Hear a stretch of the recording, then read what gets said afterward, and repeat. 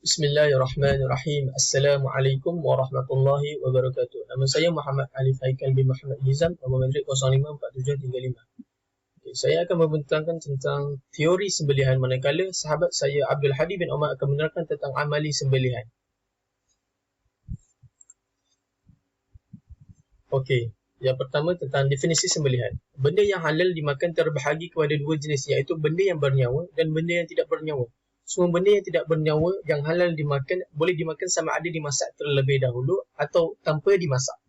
Manakala benda yang bernyawa pula, iaitu binatang yang halal dimakan, wajib disembelih terlebih dahulu sebelum memakannya, melainkan belalang dan binatang laut seperti ikan, udang dan ketam dan seumpamanya. Jika dimakan tanpa disembelih, daging tersebut adalah haram. Berkenaan hal ini, kaedah fiqh menyatakan hukum asal daging binatang yang halal dimakan ialah haram dimakan melainkan disembelih terlebih dahulu. Okay, seterusnya berkaitan dengan dalil sembelihan. A'udzubillahi minasyaitonirrajim. Hurrimat 'alaikumul maitatu wad-damu wa lahmul khinzir wa ma uhilla li ghairillahi bih wal munkhaniqatu wal mawquzatu wal mutaraddiyatu wan natihatu wa ma akala as-sab'u illa ma dhaqaitum.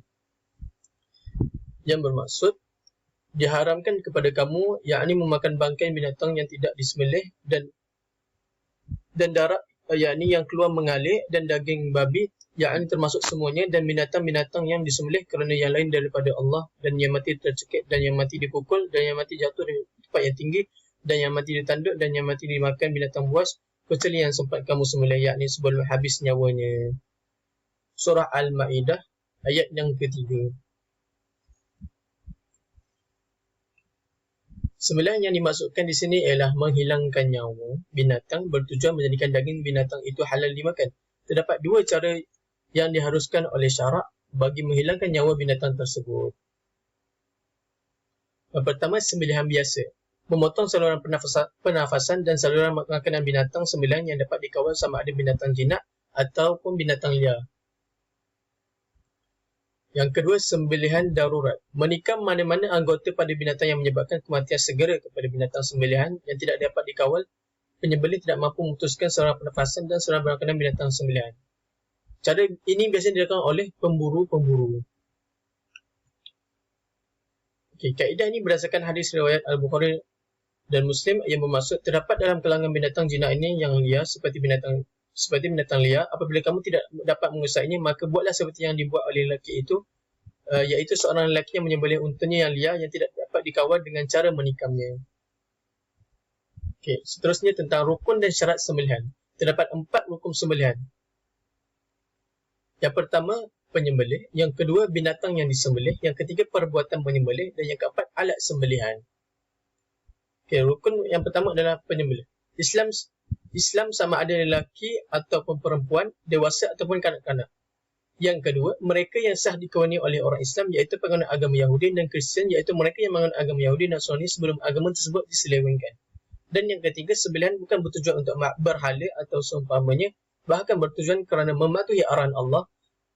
Arahan Allah yang dikenakan di sini ialah suruhan Allah agar menyembelih binatang untuk membolehkan dagingnya dimakan. Okey, rukun yang kedua adalah binatang yang disembelih.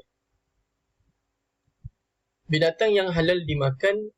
Dan yang kedua, putus semua saluran pernafasan dan saluran makanan. Jika sekiranya terdapat sedikit saja bagian tidak putus, maka sembelih itu tidak sah. Saluran pernafasan dan saluran makanan yang wajib diputuskan itu boleh diputus di mana-mana bahagian, sama ada sebelah atas atau tengah atau bawah, dengan syarat ianya di bahagian saluran pernafasan dan saluran makanan. Walau bagaimanapun, yang afdalnya ialah jika leher binatang sembelihan panjang seperti unta, dipotong sebelah bawah saluran pernafasan. Jika leher binatang sembelihan pendek seperti kambing, diputuskan pada bahagian atas saluran pernafasan. Hikmahnya ialah mempercepatkan kematian binatang sembelihan. Syarat ini adalah untuk binatang yang boleh dikawal sahaja. Manakala binatang yang di luar kawalan tidak disyaratkan putus saluran pernafasan dan saluran makanan, bahkan memadai ditikam pada mana-mana anggota yang cepat membawa kepada kematian. Okey. Yang ketiga, masih hidup ketika penyembelihan dilakukan. Haiwan yang sudah mati atau hidup seperti nyawa-nyawa ikan tidak sah disembelih kerana kekeliruan timbul. Adakah ia mati kerana disembelih atau bukan kerana sembelihan. Syarat kewujudan hayat mustaqirah itu mestilah wujud dari permulaan penyembelihan sehinggalah saluran pernafasan dan saluran makanan dipotong semuanya. Oleh itu, jika sekiranya binatang sembelihan itu hidup secara nyawa-nyawa ikan sebelum terputus saluran pernafasan atau saluran makanan, maka sembelihan itu tidak sah. Oleh itu, jika sekiranya binatang sembelihan dapat melepaskan diri setelah diputuskan saluran pernafasan, kemudian ditangkap semula dalam keadaan binatang itu masih kuat, hayah mustaqirah, maka wajiblah penyembelih memutuskan saluran makanan. Tetapi jika ketika ditangkap binatang sembelihan bernyawa-nyawa ikan, maka sembelihan tersebut tidak sah. Di antara tanda hayah mustaqirah ialah darah terpancut atau mengalir selepas dipotong, selepas pernafasan dan saluran makanan atau pergerakan yang kuat selepas dipotong dua saluran tersebut.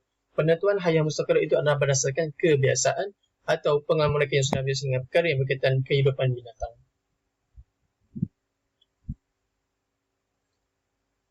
Okey, rukun yang ketiga adalah perbuatan menyembelih. Perbuatan menyembelih tersebut disertai niat menyembelih, sama ada secara khusus atau secara umum, dan penyembelih melakukan sembelihan dalam keadaan dia mengetahui apa yang sedang dia lakukan, walaupun pada tahap yang paling minima.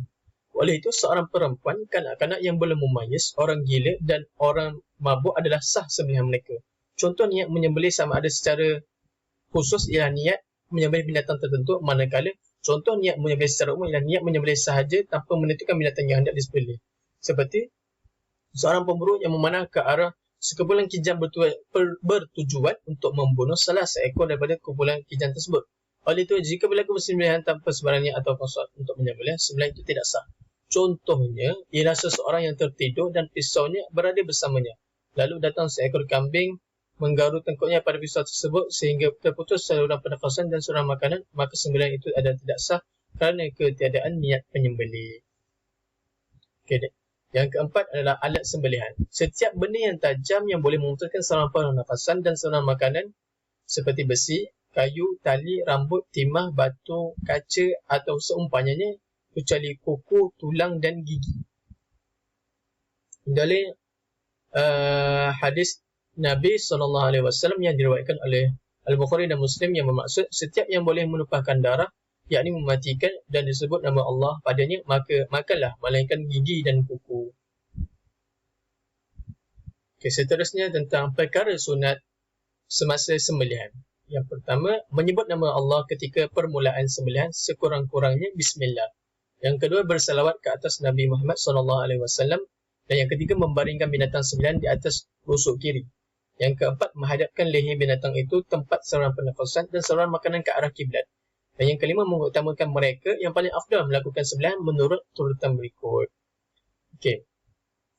Yang pertama, orang Islam lelaki yang dewasa. Yang kedua, perempuan Islam dewasa. Yang ketiga, kanak-kanak lelaki Muslim yang sudah memayis. Yang keempat, ahli kitab lelaki. Yang kelima, ahli kitab perempuan. Dan yang keenam, orang gila, orang mabuk dan kanak-kanak yang belum memayis.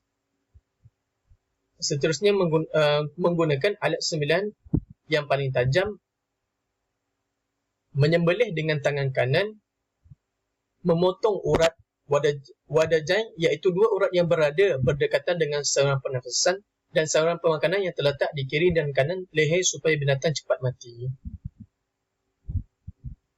Okey, dan yang terakhir, memotong urat wadajain, iaitu dua urat yang berada berdekatan dengan saluran pernafasan dan saluran makanan yang terletak di kiri dan kanan leher supaya binatang cepat mati. Okay, seperti yang terdapat di slide, bahagian sebelahan ayam iaitu urat halkum dan urat marih.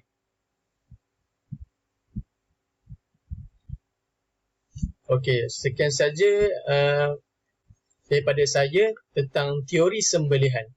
Seterusnya saya serahkan kepada sahabat saya Abdul Halim bin Omar untuk menerangkan tentang amali ataupun praktikal penyembelihan. Assalamualaikum warahmatullahi wabarakatuh. Nyambung. Takut lu. Takut. Bawah. Mari kata. Ya, sekeliling. Kita angkat dia siap.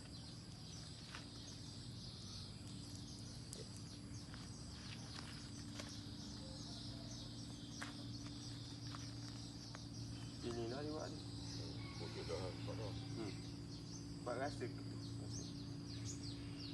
Cuma ayah dengan akak. Kalau akak dah putus lah. Akak dia